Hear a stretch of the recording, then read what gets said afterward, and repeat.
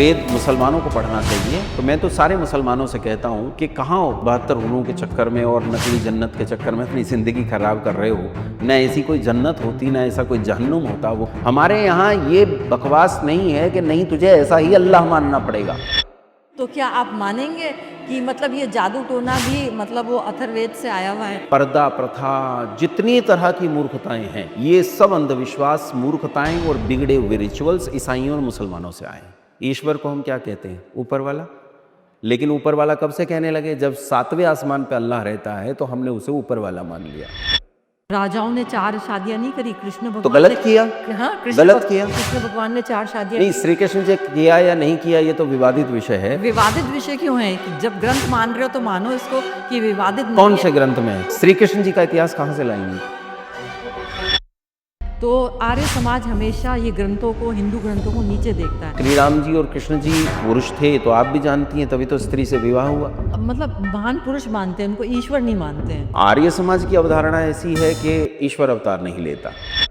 किसी ने मुझे सुनाया था कि ये बहुत बड़े कलाकार हैं, उन्होंने अश्लील इतनी गंदी गालियां हैं उस गीत में। हनी सिंह करके कोई हैं कि सड़क पे चलता गंदा आदमी गंदे से गंदा आदमी नहीं दे सकता, वो गीत के अंदर है। इतनी गंदी गालियां हैं। एक स्त्री आई जो अति सुंदरी थी, शूर्पणखा कहा गया। राम जी से कहती है कि तुम बहुत सुंदर हो, मुझसे विवाह कर लो। राम जी ने क्या कहा? एक पत्नी व्रत व्यक्ति हूँ, मैं तो दूसरी स्त्री की तरफ नहीं देख सकता। तो उन्होंने कहा तुम्हारे अपने पिता ने 3 किए, दशरथ जी ने।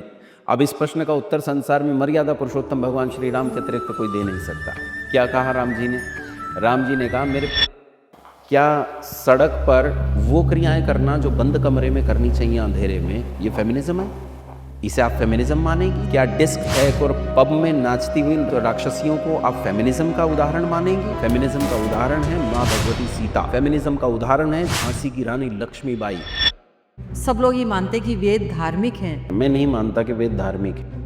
किसी के हाथ गाय के खून से सने हो और वो मुझे अपने घर में त्योहार का न्योता दे के मेरे घर में सीर बनी है, यहाँ खा जाओ, हैं? मैं अब नहीं आऊँगा भैया खाने। तुम्हारे हाथ खून से सने हैं, तुम मेरे लिए अछूत हो, तुम्हारे हाथ का नहीं खाऊंगा। देश के साथ जो गद्दारी करे उसके घर का नहीं खाऊंगा। लेकिन जो मांसाहारी लोग हैं, अगर वो किसी मरे हुए जानवर का चमड़ा इस्तेमाल कर लेते हों तो मुझे उन पर कोई आपत्ति नहीं है। यहाँ पर तो आप दो विचार रख रहे हैं, फिर पहन भी नहीं रहे हैं और उनको मना भी नहीं कर रहे हैं। रुकिए रुकिए रुकिए। नमस्कार। तो आज हमारे बीच में चर्चा के लिए आचार्य योगेश भारद्वाज जी हैं। नमस्कार। तो आज हम वेदों पे चर्चा करेंगे और आर्य समाज और वेद कैसे जुड़े हुए हैं, इस पे हम चर्चा करेंगे। तो नॉर्मली ये देखा गया है कि 3000 साल पहले वैदिक स्कॉलर जो होते थे, तो उनको जो भी यूनिवर्स से कोई भी संकेत मिलते थे और वो संकेत उनके दिमाग में ओरली रह जाते थे, मेमोराइज कर लेते थे और उनको फिर है ना मतलब लिखने की ज़रूरत नहीं पड़ती थी और वो वेद जो थे वो वेद बने और वेद आज तक चले आ रहे हैं। कितने साल आपने बताया? 3000 वर्ष पहले। अच्छा, ऐसा कुछ लोग मानते होंगे हाँ हाँ। कि 3000 साल पहले वेद उत्पन्न हुए, ऐसा मानते हैं और आसमान से कहीं से आए। ये कुरान की कहानी हो सकती है, बाइबल की हो सकती है। 3000 साल पुराना तो किसी कारण से नहीं कहा जा सकता। आप 3000 साल पुरानी तो सिंधु घाटी की सभ्यता नहीं रही। सिंधु घाटी की सभ्यता 3 से 4, 4 से 5, 5 से सिंधु घाटी की सभ्यता को आर्य सभ्यता कहते हैं। तो ये 3000 वाला कंसेप्ट जहाँ से भी आपको मिला है एकदम झूठ है और इसका मतलब ये तो किसी भी स्तर पे नहीं। ठीक है, कोई कह सकता है कि 3000 साल, 1500 साल कह सकता है, क्योंकि जो पैदा ही 1500 साल पहले में बेचारा कितना ही देखेगा। जिनका धर्म ही 2000 साल पहले पैदा हुआ, जिनका अब्बा ही 2000 साल पहले पैदा हुआ, तो वो कितना ही पीछे देखेगा, है ना? तो हम उस पर तो आपत्ति, मुझे उस पर कोई आपत्ति नहीं है। वो जो सोचते हैं सोचते रहें, लेकिन ये 3000 साल 5000 साल वाला नहीं है।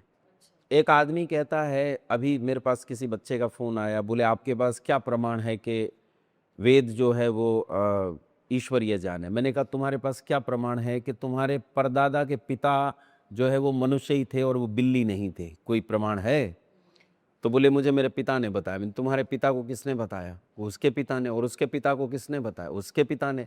इतिहास हमेशा क्रमबद्ध पीढ़ियों में चला आता है, क्रमबद्ध बताई गई पीढ़ियों में आता है। हम लोग जब यज्ञ करते हैं तो प्रतिदिन यज्ञ करते हैं और आज की गिनती को पिछली गिनती में जोड़ते चले जाते हैं। इस तरह हमें आज तक पता है, जैसे एक एक दुकानदार अपनी बही खाते में रोज का हिसाब लिखता है, जैसे एक पुलिस वाला रोज नामचा लिखता है, जैसे एक गृहिणी प्रतिदिन का ऊपर तारीख डाल के अपना दिन का हिसाब लिखती है, ठीक वैसे ही हम प्रतिदिन यज्ञ करते चले आए और प्रतिदिन की गिनती को जोड़ते चले आए। इसलिए हमें पता है कि हमें यज्ञ करते 1,96,08,53,127 साल हो गए हैं। ये जो गिनती है ये प्रामाणिक इतिहास का हिस्सा है। तो ये मतलब वेदों का तब का वेद 2 अरब साल पहले उत्पन्न हुए। 3,000 साल वाली थ्योरी किसी स्तर पर खड़ी नहीं है। जो कहते हो तो हम चर्चा के लिए तैयार हैं। मतलब फिर भी लोग क्रिटिसाइज करते हैं और वो सवाल उठाते हैं उसके हिस्टोरिकल एविडेंस पे, और वो ट्रेडिशनल बिलीफ्स हैं उन पे भी एक मत नहीं है। आप तो यही बोलोगे ना कि वेदों का तो जो है वेदों से ही ये हमारी मॉडर्न साइंस का डिस्कवरी हुई है, तो इस पे क्या है, मतलब इतना नहीं, क्यों? इसमें एक बात से आपकी सहमत नहीं हूँ। इसमें थोड़ी सी चीज़ों को समझने का हम यत्न करेंगे। एक तो ये कि आपने कहा कि लोगों को ऑब्जेक्शन है हमारे ट्रेडिशनल बिलीफ पर, तो रहे ऑब्जेक्शन, हमें क्या आपत्ति है? मैं यहाँ आया और आपको मेरे कुर्ते पर आपत्ति हो तो मुझे क्या समस्या है? आपकी आपत्ति आपके साथ है, आपका ऑब्जेक्शन आपके साथ है। मैं जानता हूँ ना ये कुर्ता मेरे लिए कितना हितकर है, कितना लाभकारी है। मैं जानता हूँ सूत मेरी त्वचा के लिए कितना लाभकारी है, मैं जानता हूँ। तो मुझे इससे कोई फ़र्क नहीं पड़ता कि किसी का मेरे ट्रेडिशनल बिलीफ पर कितना ऑब्जेक्शन है। ये आपने पूछा था कि आप ये मानते हैं कि जो जो आधुनिक मॉडर्न साइंस है वो वेद से आया है, बल्कि आपने कहा था आप ये मानते होंगे। देखिए, आप गुरुत्वाकर्षण की खोज किसने की तो भास्कराचार्य ने, लेकिन नाम न्यूटन महाराज का आ जाता है। चलिए न्यूटन ही मान लेते हैं। तो न्यूटन ने सेब को पेड़ से टूटकर गिरते हुए देखा तो उसके मन में एक कल्पना ने जन्म लिया कि धरती में कोई बल है जो खींच रहा है। ये उसके मन में कहाँ से उत्पन्न हुआ? किसी ने तो बताया नहीं। स्वभाव तो उत्पन्न हुआ ना। बस वैसे ही जैसे वह स्वतः स्फूर्त था, वैसे ही उन ऋषियों के मन में परमात्मा ने वेद की उत्पत्ति की। फिर इस वेद को परमात्मा ने अन्य संसार के मनुष्यों को दिया। लेकिन आज का जो ज्ञान है, आपकी इस मेरी पीढ़ी का ज्ञान आपकी पीढ़ी पर निर्भर करता है और आपकी पीढ़ी का ज्ञान आपसे पिछली पीढ़ी पर निर्भर करता है। इसमें सहमत है या नहीं? हमारा ज्ञान पिछली पीढ़ी पर निर्भर करता है। ये भी आप मानेंगे कि वेद संसार की सबसे पहली पीढ़ी है, तो आज की पीढ़ी के पास जो ज्ञान है वो वेद पर आधारित है। अब आप ये कहें कि मैं ऐसा एविडेंस ढूंढ के निकालूं कि ये मोबाइल वेद से कैसे उत्पन्न हुआ, ये मैं नहीं दूंगा, है ना? क्योंकि हमारे लोग इन चीज़ों पे काम नहीं करते। दुख पैदा करने वाली चीज़ें हैं। इसने सुख पैदा नहीं किया है। जितना सुख पैदा किया उससे कहीं ज़्यादा दुख पैदा किया है। आज जितना पॉल्यूशन है, ये पॉल्यूशन इसी टेक्नोलॉजी के कारण है। मैं ये नहीं कह रहा हूँ कि टेक्नोलॉजी ख़त्म हो जाना चाहिए, लेकिन हमारे पूर्वज जिस टेक्नोलॉजी पे काम करते थे वो टेक्नोलॉजी पॉल्यूशन की नहीं थी। एक छोटी सी बात बताऊँ आपको, यज्ञ हवन है ना, हमारे सारे कार्य यज्ञीय होते हैं। यज्ञ किसे कहते हैं? हम कहते हैं कि अग्निहोत्र से लेकर अश्वमेध आदि पर्यंत शिल्प विद्या और परोपकार के व्यवहारों का करना और कराना यज्ञ कहलाता है। इसमें जो शिल्प विद्या आई उसी का नाम टेक्नोलॉजी है। लेकिन कैसा हो? वो परोपकार हो। अगर उसमें परोपकार शामिल नहीं है तो वो यज्ञ नहीं हो सकता। मतलब बेनिफिट हो लोगों को, बेनिफिट हो, वो संसार के लिए कल्याणकारी हो। अगर वो जन कल्याणकारी नहीं है तो वो कार्य हमारे पूर्वज करते ही नहीं थे। हमारे पूर्वजों ने प्लास्टिक नहीं बनाई। पर आज तो बन रहे हैं, तो आज क्यों नहीं रोके जा रहे हैं? उनकी संख्या ही नहीं है, रोकने वालों की संख्या कहाँ है? भाई अगर मान लीजिए 10 लाख लोगों की भीड़ मेरे सामने खड़ी है और मैं रोकने वाला हूँ, मेरी गिनती होगी कहीं? मैं रोक पाऊंगा?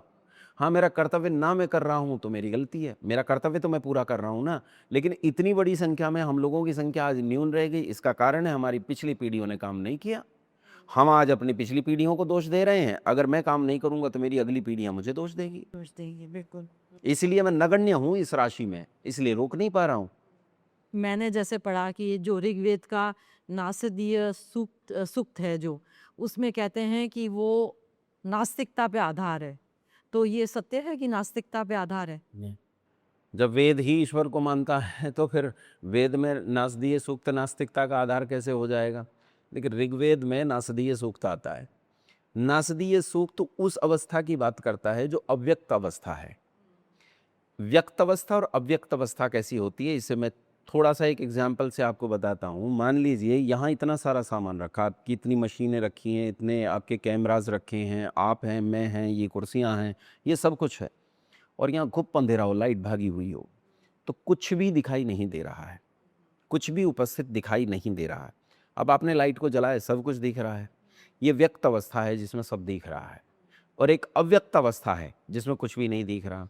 लेकिन अब इससे थोड़ा सा और पीछे जाइए, इससे पीछे जाइए कि ये जो चीज़ें यहाँ खड़ी हैं, ये अलमारी खड़ी है, वो मोबाइल, वो आपका कैमरा खड़ा है, ये आपकी टेबल है, वो शीशा है, ये लाइट्स हैं, वो पंखा है, ये सब अपने मटेरियल सिचुएशन में हो, मतलब बनी हुई नहीं हो, मटेरियल सिचुएशन में हो, तो ये और ज़्यादा अव्यक्त हो गया। अव्यक्त अवस्था को नासदीय सूक्त में कहा गया।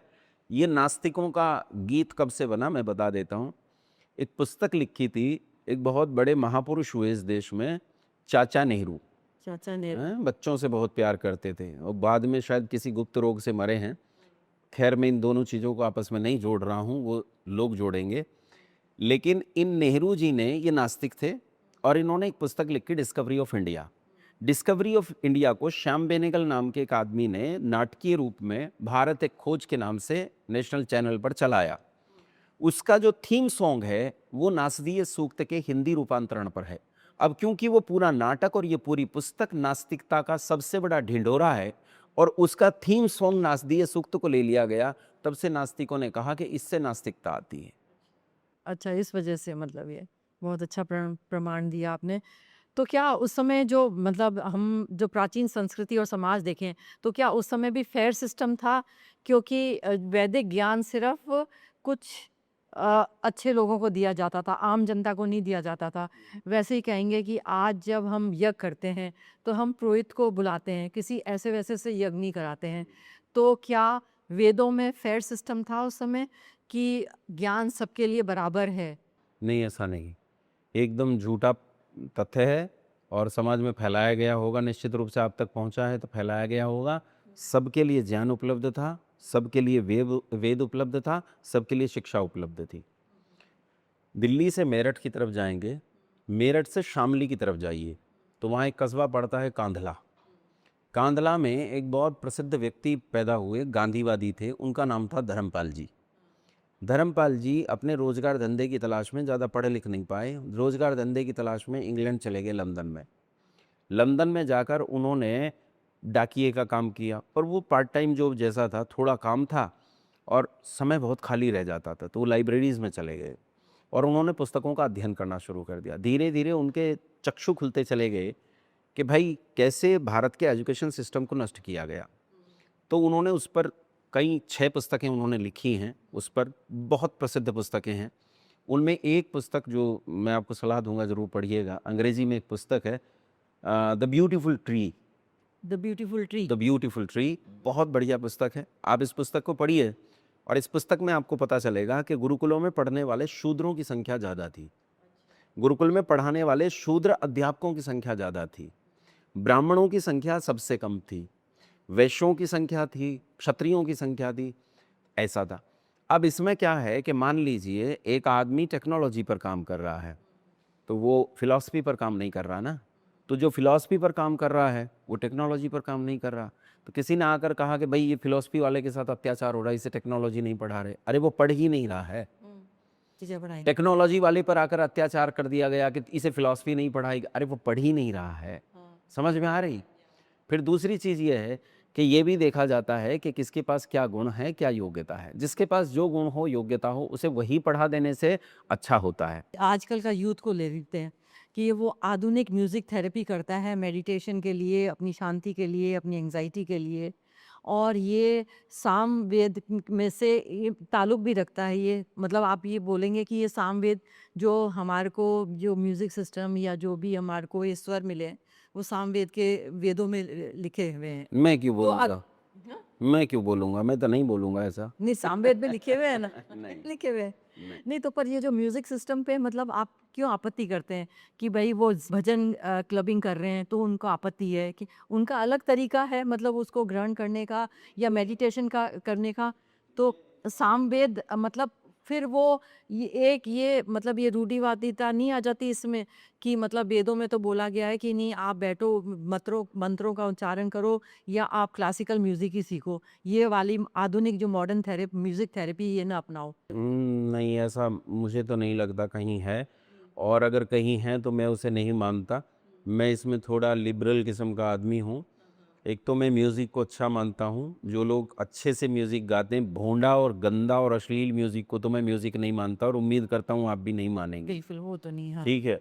अब वो कौन कौन है, किसी ने मुझे सुनाया था कि ये बहुत बड़े कलाकार हैं, उन्होंने अश्लील इतनी गंदी गालियां हैं उस गीत में कि सड़क पे चलता गंदा आदमी गंदे से गंदा आदमी नहीं दे सकता, वो गीत के अंदर है, इतनी गंदी गालियां हैं। कोई कुछ कुछ नाम है, मैं नहीं जानता। हनी हनी हनीप्रीत, हनी सिंह करके कोई हैं, उन्होंने बहुत गंदी गालियों का कोई गीतों का पूरा चित्रहार निकाला है, और उसमें तो उसे आप संगीत कहें तो मैं उसे संगीत न मानूंगा न कहूँगा, आलोचक भी हूँ, निंदक भी हूँ, विरोध भी करूँगा। बाकी अगर जो भजन अच्छा अच्छा भजन गीत संगीत है, जैसे भारत में शास्त्रीय संगीत शैली हैं, तो उन सब शैलियों का हम सम्मान करते हैं। वो संगीत पूज्य है, वो संगीत आत्मा को शांति देता है, मन को शांति देता है। रजोगुणी व्यक्ति का मन उससे बहुत शांत होता है, सतोगुणी का नहीं होता। सतोगुणी को ईश्वर की प्यास लगी है, वो वेद से ही शांत होगी, किसी और से शांत होने वाली नहीं है। रजोगुणी और तमोगुणी लोगों के लिए ये संगीत निश्चित रूप से लाभकारी है और लाभ देता है। बिल्कुल। तो आजकल का ये जो दौर चल रहा है, तो मतलब मेरे भी बहुत पॉडकास्ट में आए कि जादू टोने वाले, कि मतलब ऐसे जादू टोना कर देते तो ऐसे हो जाता है, ये कर देते हैं। बहुत जादू टोने का दौर चल रहा है और हो भी रहा है। तो ये अथर्ववेद जो मैंने ये मतलब थोड़ा बहुत ये जाना है कि अथर्ववेद में जैसे तो आयुर्वेद और मेडिसिन का था, तो उसमें भी ये जादू टोने का अकल्ट था उसमें भी। तो क्या आप मानेंगे कि नहीं मतलब ये जादू टोना भी मतलब वो अथर्ववेद से आया हुआ है? नहीं नहीं, ये बहुत हास्यास्पद है। ये कोई लेना देना नहीं है, ये बहुत हास्यास्पद है। जादू टोना, मूर्खताएं और ऐसी ही उल्टी सीधी कपाल क्रिया, फला क्रिया, ढिमका क्रिया, ये सब ईसाइयों और मुसलमानों की देन है। ये सनातन वैदिक हिंदू संस्कृति का हिस्सा नहीं है। पर ये तो सना में हिंदू में तो करते हुए देख रही हूँ, नहीं, वो तो हिंदू लोग फैल करते जाता है तो सब करते हैं। अब एक बात बताइए, दिल्ली में आज से 20 साल पहले की दिल्ली आप याद कीजिए, अब तो दिल्ली से ही हैं। आज से 20 तो थोड़ा कम हो जाएगा, और थोड़ा ज़्यादा कीजिए, 30 साल पहले की दिल्ली याद कीजिए। 30 साल पहले दिल्ली में छठ पूजा होती थी क्या? नहीं। आज होती है कि नहीं होती? हाँ। कि पहले यहाँ छठ पूजा नहीं होती थी, लेकिन संसर्ग से छठ पूजा होने लगी।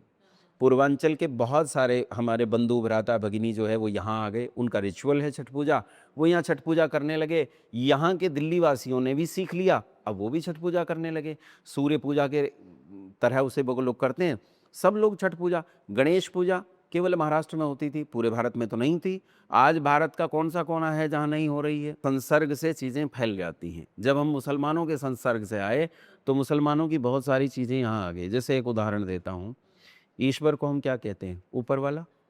कि एक्सीडेंट हो गया तो किसने कर दिया? जो ऊपर वाला जाने। कैसे हो गया? ऊपर वाला जाने। भाई इस चीज़ का पता नहीं है, इसकी जानकारी किसे होगी? बोलिए ऊपर वाले को होगी। अच्छा ये बताओ, हम क्या मानते हैं? ईश्वर को ऊपर वाला मानते हैं, कण कण में व्यापक मानते हैं हिंदू? कण कण में भगवान। कण कण में व्यापक, तो ऊपर भी है, नीचे भी है, दाएं भी है, बाएं भी है, बाहर भी है, भीतर भी है, सब जगह है। लेकिन ऊपर वाला कब से कहने लगे? जब से वो आए और उनके शासन में रहने पर विवश हुए, तो 7वें आसमान पे अल्लाह रहता है तो हमने उसे ऊपर वाला मान लिया। अच्छा। चौथे आसमान पे ईसाइयों का खुदा रहता है तो पर हमने फिर भी उसे हिंदू ऊपर वाला। भूले क्यों? अभी भी यही बोलते हैं ऊपर वाला जाने, ऊपर वाला देखे। यही तो कह रहा हूँ हाँ। कि संसर्ग से चीजें हम में आ जाती हैं। इसी तरह जादू टोना और ऐसी ही ऊट पटांग क्रियाएं, ये सब अंधविश्वास, जितना अंधविश्वास और रूढ़ियां हैं, जितना बलि प्रथा और स्त्रियों पे अत्याचार, कन्याओं की अशिक्षा, पर्दा प्रथा, जितनी तरह की मूर्खताएं हैं, ये सब अंधविश्वास, मूर्खताएं और बिगड़े हुए रिचुअल्स ईसाइयों और मुसलमानों से आए।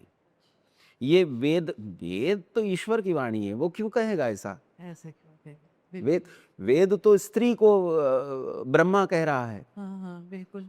वेद तो स्त्री को कह रहा है कि स्त्री चारों वेद की जाता हो। अपाला, गार्गी, हैं, अनुसुईया, सीता विदुषियां हुई हैं। द्रौपदी, कितनी विदुषियां स्त्री हुई हैं।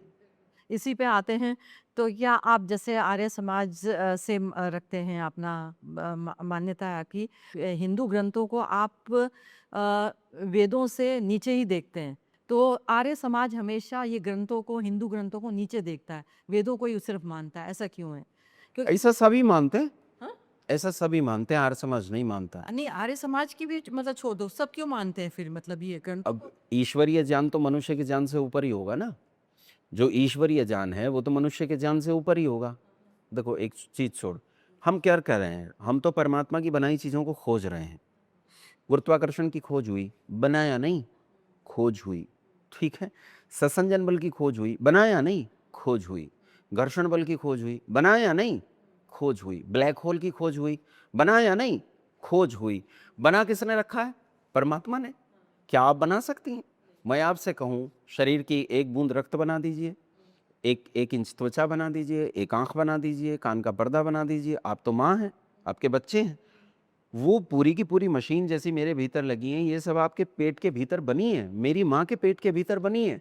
लेकिन क्या मेरी माँ इन चीज़ों को बनाने में आज निपुण है? अगर मेरा कान खराब हो जाए, मैं माँ से कहूँ कि माँ मेरा कान का पर्दा बना दोगी, तो क्या वो बना देंगी? बनाते तो हम कुछ नहीं है, सब कुछ परमात्मा का किया धरा है, उस परमात्मा के किए धरे में विद्वान बनते रहते हैं। ठीक है, इसीलिए इतिहास, जैसे रामायण क्या है? हमारा इतिहास है। महाभारत क्या है? हमारा इतिहास है। दर्शन क्या है? वेद के सिद्धांत की विवेचना है। उपनिषद क्या है? वेद के सिद्धांत का उपदेश है। तो ये सब ऋषिकृत हैं, मनुष्यकृत हैं, ये भी बहुत उच्च है। मेरे जैसे तुच्छ प्राणी के लिए तो इससे उच्च क्या होगा? मेरे जैसे तुच्छ प्राणी के लिए तो ये इतने पूज्य हैं कि मैं अपने जीवन में रामायण महाभारत के सिद्धांत समझ जाऊं तो बहुत बड़ी बात है। हाँ, ये कोई छोटी चीज है, ये इतना महान तो सिद्धांत फिर है। यही तो है ना, ये ग्रंथ आ गए, जब भी तो लोग पुराना ये वेदों को भूल गए, ग्रंथों में ही उलझ गए लोग। नहीं नहीं, ऐसा नहीं होता कि माँ के आ जाने पे दादी को भूल जाएं। अगर ऐसा कोई भूलता है तो वो उसकी गलती है। ठीक है, वो तो मनुष्यों की गलती है, वो माने। न दादी भूली जा सकती है न नानी। अरे मेरी माँ ही नानी से पैदा हुई है, मेरी माँ का अस्तित्व ही ना होता अगर नानी ही ना होती।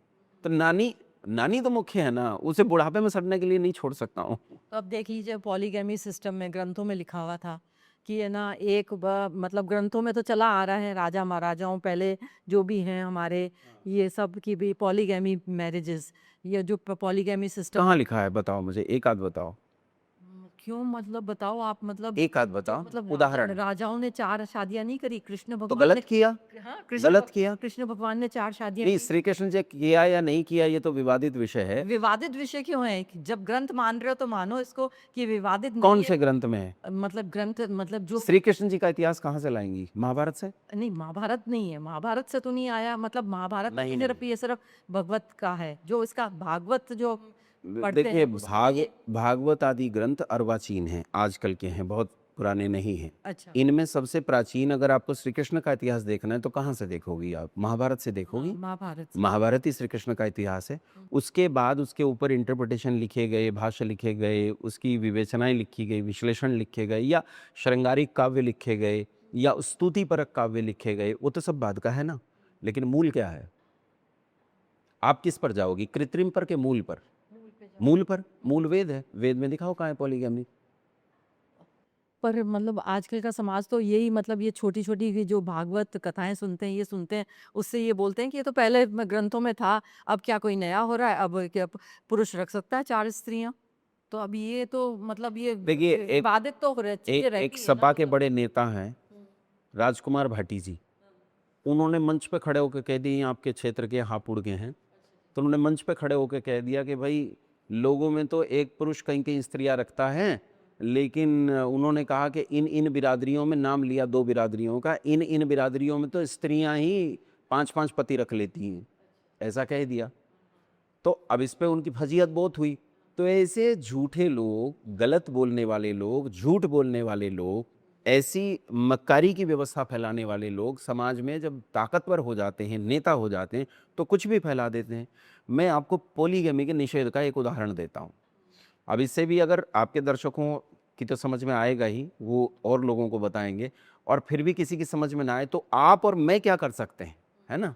एक उदाहरण देता हूँ। जगत जननी माँ भगवती सीता और मर्यादा पुरुषोत्तम भगवान श्री राम, उनके अनुज भगवान श्री लक्ष्मण, ये तीनों जंगल में चले गए। जंगल में 13 साल बीत गए। 14वें साल के शुरू में एक स्त्री आई जो अतीव सुंदरी थी। जिसके नाखून इतने सुंदर थे कि छाछ जैसे लंबे लंबे सुंदर नाखून शूर्पणखा कहा गया। शूर्प जैसे नाखून जिसके थे, मतलब आप ये कहो कि उस समय की मिस वर्ल्ड रही होगी या कुछ ऐसी मिसेस वर्ल्ड रही होगी, कुछ रही होगी, हालांकि इसके पति का वर्णन है इतिहास में। तो जो भी रही, अतीव सुंदरी स्त्री। और मैया भगवती सीता कैसी, 13 साल जंगल में खाली कच्चा फल खा के, कच्ची सब्जियां खा के सूख गई होगी, त्वचा तो दमक गई होगी, सात्विक सौंदर्य तो बढ़ा होगा, लेकिन सूख गई होगी। अब वो स्त्री आती है लावण्यता से भरी हुई, राम जी से कहती है कि तुम बहुत सुंदर हो, मैं तुम पर मोहित हूं, मुझसे विवाह कर लो। राम जी ने क्या कहा, कर ले, क्या कहा, क्या मतलब ये कहा कि मेरा विवाह हो चुका है, मेरी पत्नी बैठी है, वो जो दिख रही है वो मेरी पत्नी है, मेरा विवाह हो चुका है, मैं दूसरा विवाह नहीं कर सकता। अब यहाँ अच्छे से समझिए कि शूर्पणखा ने ये प्रश्न फेंका कि भाई आम लोगों की बातें हैं कि भाई एक विवाह करें, राजे महाराजे तो कई कर लेते हैं, आप भी कर लो ना। तो राम जी ने कहा, एक पत्नी व्रत व्यक्ति हूं, मैं तो दूसरी स्त्री की तरफ नहीं देख सकता। तो उन्होंने कहा कि तुम्हारे अपने पिता ने 3 किए हैं, दशरथ जी ने। अब इस प्रश्न का उत्तर संसार में मर्यादा पुरुषोत्तम भगवान श्री राम के अतिरिक्त कोई दे नहीं सकता। क्या कहा राम जी ने, राम जी ने कहा मेरे पिता ने गलती की तो वही भुगते ना, मैं इसी गलती नहीं करने वाला। तो पिता भी अगर गलती करता है तो वो पॉलीगैमी हो सकती है, लेकिन गलती तो है गलती है ना। तो मतलब आप मान रहे हो कि पॉलीगैमी सिस्टम हमारे यहाँ कभी नहीं था, ये तब आया जब स्त्रियों को गुलाम बनाना ईसाइयों मुसलमानों, वहां से ये आया। तो स्त्रियों का मतलब ग्रंथों में तो बहुत अच्छा रूप बताया है कि मतलब शक्ति की देवी, ज्ञान की देवी, सब मतलब यत्र नार्यस्तु पूज्यन्ते रमन्ते तत्र देवता, ये तो मनु ने कहा। पर आप अब अभी भी मतलब चाहेंगे, मतलब पहले अपने स्टैंड के लिए खड़ी रहती थी, अब स्त्री स्टैंड के लिए खड़ी होती है तो उंगली उठती है उस पे। तो क्या आप चाहेंगे कि स्त्री में अभी भी मतलब सहनशीलता रखे स्त्री? और अगर स्त्री सहनशीलता रखती है तो वो पात्र बन जाती है कि जो अभी एक गोयल कांड हुआ है, जिन्होंने अपने हस्बैंड अग्रवाल को धक्का देके मार दिया क्योंकि वो बोल नहीं पाई, वो सहन करती रही, वो बोल नहीं पाई और अल्टीमेटली उसने धक्का दिया उसको। नहीं, अब इसके कई उदाहरण हो सकते हैं। ऐसे पुरुष हैं जिन्होंने स्त्रियां मार दी, ऐसी स्त्रियां हैं जिन्होंने पुरुष मार दिए।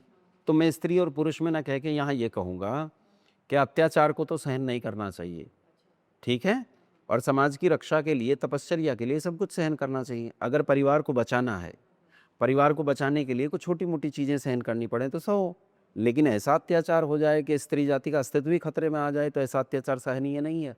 ये तो फिर आप अत्याचार में शामिल हो गए। भैया आप अगर अत्याचार सह रहे हो तो उस अत्याचारी जैसे ही आप हो।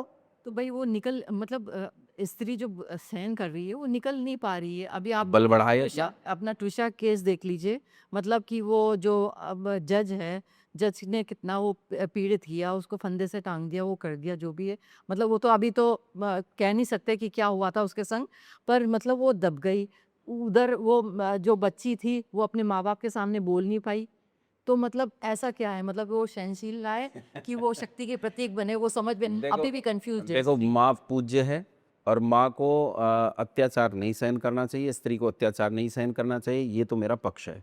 अब इसमें आपको एक समाज का दूसरा चेहरा दिखाता हूँ, जो हो सकता है आपका फेमिनिज्म वाला समाज स्वीकार न करे और हो सकता है मुझे गालियाँ पड़ें। क्या ऐसा भी है कि किसी को काट कर ड्रम में सीमेंट में डाल दिया गया है? ऐसा क्या इस देश में चल रहे 95% मैट्रिमोनियल केसेस में गड़बड़ी है? हाँ है, क्या स्त्रियों द्वारा लगाए गए आरोप भी झूठे पाए जाते हैं? पाए जाते हैं। क्या स्त्रियों द्वारा भी किसी और के साथ जाने के लिए अपनी सास, पति या पिता को, ससुर को मार दिया जाता है? ऐसे भी किस्से हैं। हाँ, किससे? बच्चे तक छोड़ दिए गए, बच्चों तक की हत्याएं की गई हैं, ये भी किस्से हैं। अत्याचार स्त्री करे या पुरुष करे, वो सहन नहीं करना चाहिए। समाज को बचाने के लिए आपको कुछ भी सहन करना पड़े वो करना चाहिए। फेमिनिज्म इसका नाम नहीं है कि आप फेमिनिज्म में केवल एक पक्ष को इसलिए इतनी तरजीह दे दें कि वो अत्याचारी हो जाए। फेमिनिज्म ये है कि आप अपनी गरिमा और गौरव के साथ रह सकती हैं कि नहीं। अब मुझे ईमानदारी से बताइए, क्या सड़क पर वो क्रियाएं करना जो बंद कमरे में करनी चाहिए अंधेरे में, ये फेमिनिज्म है? इसे आप फेमिनिज्म मानेंगी? इसका मैं विरोध करूंगी, हाँ, है ना? गलत है। क्या डिस्क थैक और पब में नाचती हुई राक्षसियों को आप फेमिनिज्म का उदाहरण मानेंगी? फेमिनिज्म का उदाहरण है माँ भगवती सीता, फेमिनिज्म का उदाहरण है झांसी की रानी लक्ष्मीबाई, फेमिनिज्म का उदाहरण है जबलपुर की रानी दुर्गावती, फेमिनिज्म का उदाहरण है अहिल्याबाई होलकर, फेमिनिज्म का वो उदाहरण है जिन्होंने समाज में कुछ करके दिखाया। फेमिनिज्म का उदाहरण है दुर्गा भाभी, फेमिनिज्म का उदाहरण है शास्त्री देवी बिस्मिल की बहन, जिन्होंने उनके बंदूकों को अपने पांव पर बांधकर साड़ी के नीचे छिपाकर बिस्मिल को बचाया। फेमिनिज्म का उदाहरण ये, अब इनमें कहीं दब्बूपन दिखता है आपको, कहीं सहन करना दिखता है आपको? फेमिनिज्म का मतलब ये नहीं है कि पुरुषों की हत्या कर दी जाए, इसे फेमिनिज्म कहेंगे। संस्कृति की हत्या कर दी जाए, इसका नाम फेमिनिज्म नहीं है। स्त्रियों को उत्थान करना चाहिए, उन्हें शिक्षा में उत्थान देना चाहिए। ईमानदारी से बताइए, स्त्री को इंजीनियर होना चाहिए या नहीं? होना चाहिए। डॉक्टर होना चाहिए या नहीं? होना चाहिए। साइंटिस्ट होना चाहिए? अब ईमानदारी से बताइए, स्त्री को स्त्री होना चाहिए या नहीं? होना चाहिए। होना चाहिए ना। स्त्री को इंजीनियर बनने से पहले, डॉक्टर बनने से पहले, साइंटिस्ट बनने से पहले स्त्री बनाना सीखिए। एक पुरुष को इंजीनियर डॉक्टर बनने से पहले पुरुष बनाइए सी। अगर मनुष्य मनुष्य ही नहीं बना, कुछ भी बनेगा अत्याचारी होगा। पहले उसे मनुष्य बनाओ, चाहे स्त्री हो या पुरुष। चलिए, वेदों की जो हम चर्चा कर रहे हैं, तो जैसे आप सब लोग ही मानते हैं कि वेद धार्मिक हैं, आप मानते होंगे, पर कई लोग कहते हैं कि वेद सिर्फ सांकेतिक है, प्रतीक मतलब सिर्फ प्रतीक मात्र हैं। और जो वेदों से जो फिलॉसफी थी, वेदों की जो फिलॉसफी थी, वेद तो रह गए, वेदों की फिलॉसफी लेके उपनिषद में आ गई, तो क्या मूल अंतर क्या रह गया? अच्छा, आपकी जो प्रश्न पूछने की शैली है वो आप मेरे बारे में पहले से कल्पना कर लेती हैं कि मैं ये मानता हूँ कि वेद धार्मिक है। मैं नहीं मानता कि वेद धार्मिक है। अच्छा, आप नहीं मानते? वेद ही धर्म है। अच्छा।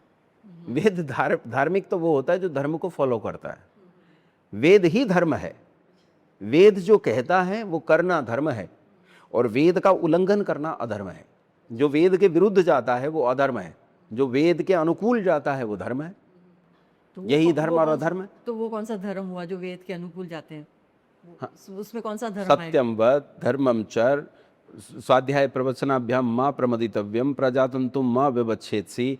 ये इतना सारा है, इतना सारा है कि मैं क्या कहूँ। सच बोलना धर्म है, परोपकार करना धर्म है।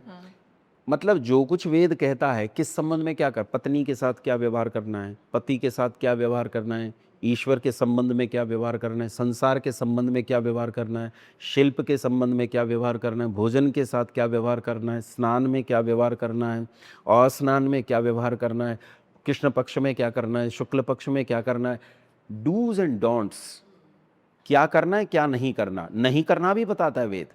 वेद अक्षयर्मा दिव्य, जुआ मत खेलो, जुआ खेलोगे तो बर्बाद हो जाओगे। वेद ही धर्म है। अच्छा, एक बात बताओ आप। जुआ नहीं खेला, पर फिर भी है ना, महाभारत की कथा में जुआ खेल लिया, वहाँ धर्म कहाँ चला गया था? धर्म के प्रतीक थे युधिष्ठिर, फिर भी उन्होंने अपनी पत्नी को दाव लगा दिया, तो वहाँ पर कहाँ चला गया? वेद का ज्ञान तो उनको था, वो तो मतलब आप सिद्धांत पर बात करते करते किरदारों पर और कथाओं पर चली जाती हैं। हम सिद्धांत पर बात कर रहे हैं। सिद्धांत स्थिर है, लोग गलत हो सकते हैं, समाज खराब हो सकता है ना, समाज बिगड़ सकता है। सिद्धांत स्थिर है, गुरुत्वाकर्षण। ये सिद्धांत, बंदूक क्या है? एक सिद्धांत है। अब बंदूक आतंकवादी के हाथ में भी हो सकती है और सैनिक के हाथ में भी हो सकती है। सैनिक के हाथ में होगी तो धर्म की पालना होगी, आतंकवादी के हाथ में होगी तो अधर्म की पालना होगी, है ना। पहले धर्म समझ लेते हैं। वेद कहता है डूज एंड डोंट्स, क्या करना है क्या नहीं करना है, ये वेद कहता है। कर्तव्य क्या है, अकर्तव्य क्या है, करणीय क्या है, अकरणीय क्या है, इसका नाम क्या है? इसका नाम धर्म है। जैसे हमारा संविधान, भारतीय संविधान इस देश के 300 प्रबुद्ध लोगों ने मिलकर बनाया। बाद में संख्या घटती बढ़ती रही, वो एक अलग विषय है। लेकिन 300 प्रबुद्ध लोग, 300 के आसपास प्रबुद्ध लोग जो है चयनित किए गए और उन्होंने मिलकर बनाया, जिसमें इस संविधान सभा के अध्यक्ष थे डॉक्टर राजेंद्र प्रसाद, और उसमें ड्राफ्टिंग कमेटी में नाम आता है, जो ड्राफ्टिंग कमेटी के चेयरपर्सन थे डॉक्टर अंबेडकर। तो ये बहुत सारे लोग हैं। इसमें जवाहरलाल नेहरू भी हैं, ये क्या नाम है इनका, सरदार वल्लभ भाई पटेल भी हैं, चक्रवर्ती हैं, और कितने सारे लोग हैं, कितने के नाम गिने। इन लोगों ने मिलकर बनाया क्या, कि भारत की आज़ादी के बाद डूज क्या होंगे, डोंट्स क्या होंगे, हम क्या करेंगे और क्या नहीं करेंगे, ये नियम बना दिया गया। आज आप बैठकर यहाँ अपना चैनल चला रही हैं यूट्यूब पर। आपको पता है एक समय ऐसा था जब भारत में केवल एक ही चैनल था, डीडी नेशनल। बिल्कुल। और किसी प्राइवेट चैनल को भारत में काम करने की अनुमति ही नहीं थी, बिल्कुल। थी ही नहीं। फिर जी टीवी नाम का एक चैनल है, उसके वो क्या नाम है उनका, सुभाष चंद्रा जी। हैं, सुभाष चंद्रा जी, वो इसके जनक हैं। वो गए बाहर, मोटा पैसा खर्च किया, बात नहीं बनी, इतने पैसे के बाद भी नहीं बनी, बाद में कुछ परिस्थितियां बदली और चीज़ें बनी और उन्होंने उस कानून के लूप होल्स ढूंढे, लूप होल्स ढूंढ के वो प्राइवेट चैनल लेके आए और उसके बाद प्राइवेट चैनल्स की बाढ़ आई। समझ में आई बात? तो होता क्या है कि जब आप डूज एंड डोंट्स, आप अपने देश, नया देश बन रहा है तो नए देश में कानून काम करता है। तो उस समय कानून था कि आप प्राइवेट चैनल नहीं चला सकते, आज कानून है कि चला सकते हैं। ठीक है, मनुष्य का जो कानून है वो बदलता रह सकता है, आपका भी बदला होगा। जब आप नई नवेली इस घर में अपना, जो आपका भी घर होगा, आप विवाह करके आई होंगी, आपके डूज एंड डोंट्स कुछ और होंगे, और जब आप अधिकार में आ गई होंगी तब आपके डूज और डोंट्स बदल गए होंगे। और आप यूट्यूब चैनल चलाने लग गई। और आप इसके आगे जाके कितनी वृद्ध हो जाएंगी, जब अपने काम नहीं कर पाएंगी तब आपके डूज एंड डोंट्स बदल जाएंगे। ये मनुष्य के डूज और डोंट्स हैं जो बदलते रहते हैं, लेकिन परमात्मा के डूज एंड डोंट्स नहीं बदलते, वो शाश्वत हैं, वो निश्चित हैं, स्थिर हैं। जो कह दिया सो कह दिया, वो वेद है। अगर पिता युधिष्ठिर गलती करते हैं, हमारे तो पिता हैं, वो गलती करते हैं तो पिता तो रहेंगे लेकिन धर्मराज नहीं रहेंगे। ठीक है, हम उन्हें धर्मराज नहीं मानेंगे। उनमें लाखों गुण थे, गुण बहुत थे उनमें। वो आदमी झूठ नहीं बोलता था, मर जाए, युद्ध कल हार जाए, आज हार जाओ। अश्वत्थामा मारा गया पर हाथी था, जो मरा वो हाथी था। मैं नहीं कहूंगा कि अश्वत्थामा द्रोणाचार्य का पुत्र मर गया, कोई कितना ही बड़ा व्यक्ति कह दे, गुण उनमें बहुत थे, लेकिन एक अवगुण ने कितनी दुर्गति। ये बताता है कि वेद की एक आज्ञा का उल्लंघन करना भी कितने बड़े पतन का कारण हो सकता है। देखो, धर्म पे जब जब आदमी चला धार्मिक, और जब जब वही आदमी धर्म पर नहीं चला तो अधार्मिक। एक ही आदमी के दो पक्ष हो सकते हैं। मैं आपके सामने बैठा हूं, हो सकता है धर्म कर रहा हूं, इस कमरे के बाहर निकलूंगा, हो सकता है अधर्म कर रहा हूं। तो मैं जब यहाँ बैठा हूं, ये मेरा आचरण धर्म में गिना जाएगा, और जब वहां जाऊंगा तो वो अधर्म में गिना जाएगा। तो नॉर्मली जैसे आर्य समाज जब के सिद्धांत, जो आर्य समाज का सिद्धांत जो आया, और फिर ये ऋग्वेद का जो सिद्धांत था, तो क्या इनमें कोई संबंध है? मतलब आर्य समाज का कोई सिद्धांत नहीं है, कोई सिद्धांत नहीं? आर्य समाज के पास अपना कोई सिद्धांत है ही नहीं। आर्य समाज के पास वेद का सिद्धांत है। अच्छा। ऋषि दयानंद ने देखा समाज में कुरीतियां बढ़ रही हैं, पाखंड बढ़ रहा है। अभी आप कह रही थी जादू टोना, मूर्खताएं, पाखंड और कथाएं, और इनसे सब जो बिगाड़ पैदा हो रहे हैं वो सब बहुत बढ़ रहा है। तो ऋषि दयानंद ने कहा कि इसमें सुधार की आवश्यकता है। सुधार की आवश्यकता के लिए उन्होंने कुछ लोगों को इकट्ठा किया, कहा मैं मर जाऊंगा तो इसके खिलाफ बिगुल फूंकना। उन्हीं कुछ लोगों को हमने आर्य समाज कहा। तो वो हिंदू ही हैं, हिंदू धर्मी हैं, वही सनातन हिंदू धर्म वेद धर्म कहलाता है, वही आर्य धर्म है। तो वेद का प्रचार करने वाले किसी वर्ग का नाम आर्य समाज है। आर्य समाज के पास अपना कोई नया सिद्धांत नहीं है, सब कुछ वेद का है। आप जो दूसरी चीज पूछ रही थी वो वर्णाश्रम व्यवस्था पर पूछ रही थी। भारत की जो संस्कृति है उसका नाम है वर्णाश्रम संस्कृति। वर्णाश्रम संस्कृति में 4 वर्ण हैं, ब्राह्मण, क्षत्रिय, वैश्य और शूद्र। ये 4 वर्ण हैं। इन 4 वर्णों में ब्राह्मण, इसके 6 काम होते हैं: पढ़ना, पढ़ाना, यज्ञ करना, यज्ञ कराना। अब यज्ञ करने का मतलब केवल अग्निहोत्र नहीं ले लीजिएगा, साम्राज्य विस्तार भी यज्ञ है। ठीक है, सैटेलाइट बनाना भी यज्ञ है, सुदूर मंगल ग्रह पे जाना भी यज्ञ है, समाज के कल्याण के लिए युद्ध खड़ा करना भी यज्ञ है। ये सब यज्ञ में आ जाएगा। तो ब्राह्मण का काम है पढ़ना, पढ़ाना, यज्ञ करना, यज्ञ कराना, दान लेना और दान देना। ये 6 कर्म है। तो इन 6 कर्मों को करने के लायक जो अपने आप को बनाता है उसे ब्राह्मण कहते हैं। ठीक है, इन 6 कर्मों, इस ब्राह्मण और इसके बनाए समाज की रक्षा करने के लायक जो अपने आप को बनाता है उसे क्षत्रिय कहती है। ठीक है, इस ब्राह्मण, इन 6 कर्मों, इनके द्वारा बनाए गए समाज, उस समाज की व्यवस्थाओं, उसके ताने बाने, इस क्षत्रिय और इस समूचे समाज का जो भरण पोषण करता है उसे वैश्य कहते हैं। और जिसके पास ये 3 योग्यताएं नहीं है, वो सेवा से इन सब की रक्षा करता है, उसे शूद्र कहते हैं। ये चारों आर्य कहलाते हैं, चारों आर्य। लेकिन इनसे बाहर भी होते हैं लोग जिनका छुआ हम नहीं खाते। अब ये एक अजीब बात हो जाती है कि मैं छुआछूत को मानता हूँ, पक्का मानता हूँ मैं छुआछूत को, बिल्कुल नहीं खाऊंगा। किसी के हाथ गाय के खून से सने हो और वो मुझे अपने घर में त्योहार का न्योता दे के मेरे घर में सीर बनी है, यहाँ खा जाओ, हैं, मैं अब नहीं आऊँगा भैया खाने। तुम्हारे हाथ खून से सने हैं, तुम मेरे लिए अछूत हो, तुम्हारे हाथ का नहीं खाऊंगा। देश के साथ जो गद्दारी करे उसके घर का नहीं खाऊंगा, उसके धन से पैदा हुए अन्न को नहीं खाऊंगा, उसके उसके द्वारा दी गई दावतों में नहीं जाऊंगा। ये पक्की बात है।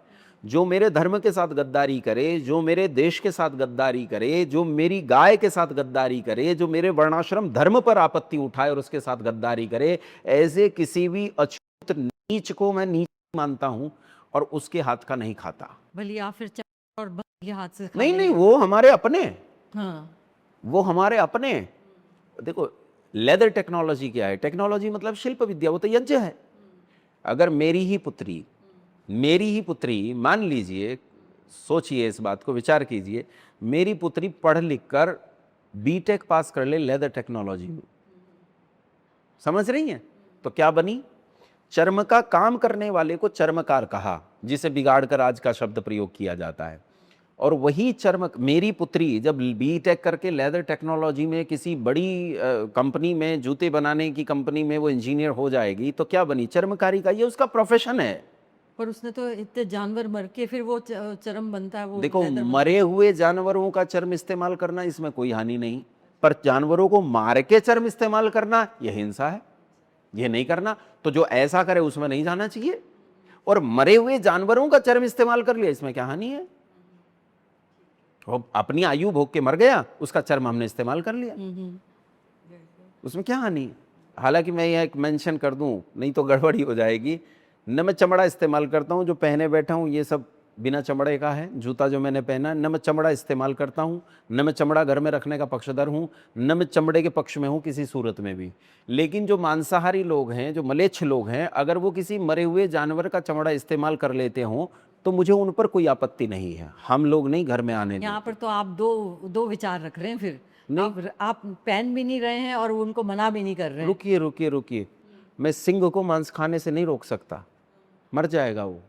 मैं भेड़िए को शिकार करने से नहीं रोक सकता, मर जाएगा वो। समझ रही हैं? मांसाहारी लोग संसार में, इससे आप डिनाई नहीं कर सकती, मना नहीं कर सकती कि मांसाहारी संसार में है। भारत सबसे ज्यादा शाकाहारियों का देश है, तो भी 37% लोग शाकाहारी हैं भारत में। 63% लोग जो हैं वो मांसाहारी हैं भारत में। तो जो मांसाहारी हैं वो मांस खा रहे हैं, मुझे उनके हिंसा द्वारा मांस खाए जाने पर ऑब्जेक्शन है। ठीक है, अहिंसा द्वारा खा रहा है तो मैं कहूंगा मलेच्छ है, अपवित्र है। समझ रही हैं? मैंने तो डाल दिया ना उसे उस कोटि में। दो कोटि हैं, एक धार्मिक लोगों की, एक अधार्मिक लोगों की। मैंने तो डाल दिया उसे अपवित्र लोगों की कोटि में। पवित्र व्यक्ति नहीं मानता मैं उसे। तो आप ये कहें कि मैं समाज को दो हिस्सों में बांट रहा हूं, तो हाँ बांट रहा हूं, एक पवित्र है, एक अपवित्र है, तो उन्हें मैंने अपवित्र में बांट दिया। ठीक है, चलो। स्वामी दयानंद सरस्वती जी, उनका ये मानना था कि जो पुराणों की थी, तो वो हमेशा पुराणों की क्यों आलोचना करते थे? कहाँ की उन्होंने? ने पुराणों करी की है, स्वामी दयानंद सरस्वती ने पुराणों की कहाँ आलोचना। पे की? एक जगह बताइए। ये मैंने मतलब पढ़ा है। और तो नहीं नहीं नहीं, ये एक मिथ्यावाद है और ये प्रचलित है। महर्षि देव दयानंद सरस्वती ने, वो तो समाधिस्थ पुरुष थे, उनका क्या किसी की निंदा विंदा से लेना देना? वो किसी की निंदा करते थे न स्तुति, जो जैसा था उसे वैसा कह देते। उन्हें इस बात से कोई मतलब नहीं। उनके पास एक बार एक आदमी रोटी लेके आया। स्वामी जी जैसे ही रोटी खाने के लिए उद्यत हुए तो एक आदमी ने दूर से आकर कहा कि स्वामी जी ये नाई की रोटी है, आप नाई की रोटी खा रहे हैं। तो उन्होंने रोटी उठाई, अलट पलट के सावधानी से देखी, बोले गेहूं की है यार, गेहूं की रोटी है, नाई की नहीं है भाई, तुझे कोई गलतफहमी हुई है। अच्छा। हास्य और विनोद उनका सहज था, स्वाभाविक था। इस हास्य और विनोद में उन्होंने क्या किया कि पुराणों के अंदर मुसलमानों और ईसाइयों के द्वारा जो प्रक्षेप डाल दिए गए, उन प्रक्षेपों का उन्होंने खंडन किया, पुराण का खंडन नहीं किया। अच्छा। भाई वायु पुराण, विष्णु पुराण आदि जो हैं, उनमें जो अच्छी बातें हैं उनका कौन ही खंडन कर सकता है? जो विज्ञान की बातें हैं उनका कौन खंडन कर सकता है? जो गलत है, झूठ है, मिलावट कर दी गई, उसका तो खंडन करना पड़ेगा, वो तो खंडन करना पड़ेगा। आप भी ये मानती हैं कि कोई हंसते हंसते हंसते दानवाकार हो जाएगा, जैसे टीवी में देखते हैं, और ऐसा कोई आपको दिखा दे तो आपका बच्चे को समझाएंगी ना, बेटा ये सच नहीं है, ये झूठ है। बस ऐसा ही उन्होंने किया। तो आर्य समाज नॉर्मली ये देखा गया है कि मतलब जैसे आप लोग, ये आपका ये सिद्धांत है कि जो रामकृष्ण हैं ये महान पुरुष हैं, महान पुरुष हैं, और उनको ये ईश्वर नहीं मानते हैं। आप लोग ईश्वर नहीं मानते हैं। और पर मेरा ये कहना है कि अगर वेद पूर्ण है, आप बोलते हैं ना कि वेद तो पूर्ण है, सर्वोच्च है, मतलब ये ज्ञान है, वेद पूर्ण है, तो ये जो अवतारण जो हुए ये जो कृष्ण और राम के, तो इनकी क्या जरूरत पड़ गई और ग्रंथों की क्या जरूरत पड़ गई फिर बाद में? अच्छा सुनिए, बात ऐसा है कि एक तो जो वेद पूर्ण है ये किसी और की थ्योरी होगी। नहीं तो आप ही बोल रहे थे। नहीं नहीं, नहीं, आपने बोला कि वेद उच्च है, उसके बाद उपनिषद। ईश्वरीय ज्ञान कहा मैंने कहा वो परमात्मा का ज्ञान है, लेकिन परमात्मा का ज्ञान इतना थोड़े है जितना वेद है। हरि अनंत, हरि कथा अनंत। ईश्वर तो अनंत है और उसका ज्ञान भी अनंत है। ईश्वर ने 4 मुट्ठी ज्ञान वेद के रूप में मनुष्य को दे दिया। जा बेटा इतने में खुश रहे, तेरे लिए इतना बहुत है। मेरी दृष्टि से पूरा है। हाँ। मेरी दृष्टि से पूरा। परमात्मा की तो ज्ञान अनंत है, उसके ज्ञान को मैं कैसे जान सकता हूँ? ईश्वर अनंत है, उसका ज्ञान अनंत है। ठीक है, तो वेद तो है ही, शिक्षा है, पर वेद को संसार को समझाएगा कौन? ऋषि मुनि समझाएंगे ना, और महापुरुष अपने चरित्र से समझाएंगे। तो भगवान श्री राम ने, मर्यादा पुरुषोत्तम भगवान श्री राम ने, जगत जननी माँ भगवती सीता ने, या अन्य ऋषियों पाणिनि ने, पतंजलि ने, कात्यायन ने, और कितने ऋषि पैदा हुए। इन ऋषियों ने जो, अब जैसे मान लीजिए मैं हूँ, तो मैं अंगिरा, बृहस्पति, भारद्वाज की श्रृंखला में पैदा हुआ। मेरा जो गोत्र है वो इनसे है। कात्यायन के सूत्र का व्यक्ति हूँ मैं, कात्यायन के सूत्र में जन्मा हूँ, है ना। तो इन ऋषियों में मैं श्रद्धा रखता हूँ क्योंकि इन्हीं से सब मेरे पास आया है। तो राम जी से, कृष्ण जी से, भगवान राम से, भगवान कृष्ण से हम तक पहुँचा है, और सब विद्याएं हम तक पहुंची। उन्होंने आचरण जी के संसार को दिखाया है। ये आर्य समाज मानता है, इसीलिए पूज्य मानता है। नहीं तो श्री राम जी को पूज्य मानते हैं, नहीं, श्री नहीं, तो कृष्ण आप को तो सिर्फ पूज्य मानते हैं। मतलब महान पुरुष मानते हैं, उनको ईश्वर नहीं मानते हैं। नहीं ईश्वर की श्रेणी में नहीं रखते आप। नहीं, ये नहीं, बोलते कि अवतारित लोग हैं ये लोग तो। देखो महापुरुष तो उसे कहते हैं ना जिसके पीछे बहुत सारे लोग हों, जो एक व्यक्ति नहीं हो, करोड़ों हो जाए, हाँ। इतने लोग उसके पीछे चलने लगे। तो श्री राम जी और कृष्ण जी पुरुष थे, तो आप भी जानती हैं, तभी तो स्त्री से विवाह हुआ। तो पुरुष थे, लेकिन सामान्य पुरुष नहीं थे, महापुरुष थे, ये आप भी मानती हैं। हाँ, आर्य समाज की अवधारणा ऐसी है कि ईश्वर अवतार नहीं लेता, ऐसी अवधारणा है। अब ये यहाँ जो उतना स्पिरिचुअल हो जाएगा कि थोड़ा मुश्किल हो जाएगा, तो उस पर ज़्यादा चर्चा नहीं करते हैं। पर ये आर्य समाज की अवधारणा है, और हम श्री राम को भगवान मानते हैं, कृष्ण को भगवान मानते हैं, उन्हें उसी तरह से पूजा भी करते हैं। आचरण में, चरित्र में धारण करना यही पूजा होती है। वो कोशिश करते हैं कि उन आचरण में, चरित्र में धारण कर सकें। वेद मानवता के लिए हैं कि हिंदू धर्म के लिए हैं? और आर्य समाज क्या हिंदुओं को मतलब सुधारने के लिए बेड़ा लिया है आर्य समाज ने? क्योंकि वेद नॉर्मली यही देखा जाता है, वेद का ज्ञान बोला जाता है तो हिंदू बोलते हैं कि हाँ भाई ये तो हमारे लिए है, सिर्फ ये हमारे लिए है। और ऐसे देखो, ब्रॉडर पर्सपेक्टिव में देखो तो ये मानवता के लिए है वेद तो आप इसमें क्या करेंगे? और जो आर्य समाज का जो मेरे ख्याल से जो आगमन हुआ तो इसीलिए हुआ कि हिंदुओं को सुधारने के लिए बेड़ा लिया आपने तो, कि भाई हिंदुओं को तो सुधारना है, हमको उनको रास्ते पे लाना है। तो ये क्या सही है सब? देखिए, ऐसा है कि आर्य समाज ने समाज को सुधारने का ठेका नहीं ले रखा, लेकिन अपना कर्तव्य पूरा करने का ठेका जरूर ले रखा है। हमारे यहाँ एक ऋण माना जाता है, अपने आचार्य का ऋण मानते हैं, हम अपने गुरु का ऋण मानते हैं। मुझ पर मेरे गुरु का ऋण है। क्या ऋण है? जो उसने मुझे विद्या दी है। उसने मुझे जो विद्या दी है वो मेरे गुरु का मुझ पर ऋण है। अभी ऋण कैसे उतरेगा? जब इस विद्या को किसी और को दे दूंगा, ये तब उतरेगा। अगर मैंने ये विद्या अन्य लोगों तक नहीं पहुंचाई, जितना सामर्थ्य है उतने पूरे सामर्थ्य से विद्या दूसरों तक नहीं पहुंचाई, तो मेरे गुरु का मुझ पर ऋण रह जाएगा। मतलब नॉलेज बांटने से बढ़ती है। हाँ, स्वाध्याय प्रवचनाभ्याम मां प्रमदितव्यम। स्वाध्याय यानी पढ़ने में, प्रवचन यानी दूसरों को पढ़ाने में कभी प्रमाद नहीं करना चाहिए। तैत्तिरीय उपनिषद में आता है। ठीक है, तो ये पढ़ना पढ़ाना जो है वो ब्राह्मण का कर्म भी है। ठीक है, तो ये एक ब्राह्मण संस्था है, इसमें तो कोई संदेह नहीं है, और इसका काम है कि दूसरों को पढ़ाए। तुमने ठेका तो नहीं लिया है, लेकिन ऋण उतारने का ठेका हमने लिया है, कर्तव्य पूरा करने का ठेका लिया है। हम स्वामी दयानंद की परंपरा में पैदा हुए, उनके गुरु विरजानंद की परंपरा में पैदा हुए, उनके गुरु पूर्णानंद की परंपरा में पैदा हुए, उनके गुरु आत्मानंद की परंपरा में पैदा हुए, और उनके पीछे चले जाइए शंकराचार्य की परंपरा में हम पैदा हुए, और आदि गुरु शंकराचार्य, उनके गुरु गौड़पदाचार्य, और उनके पीछे चले जाइए ऋषि मुनियों तक की परंपरा में। इसमें विभिन्न धाराएं निकल गई। जैसे शंकर जो हैं वो अद्वैतवादी हैं, दयानंद जो हैं वो त्रैतवादी हैं। ये धाराएं अलग हैं। मेरा स्पिरिचुअल मुझे कौन सी बुद्धि से क्या चीज़ें चुनने की आज़ादी देता है, वो मेरे यहाँ स्वतंत्रता है।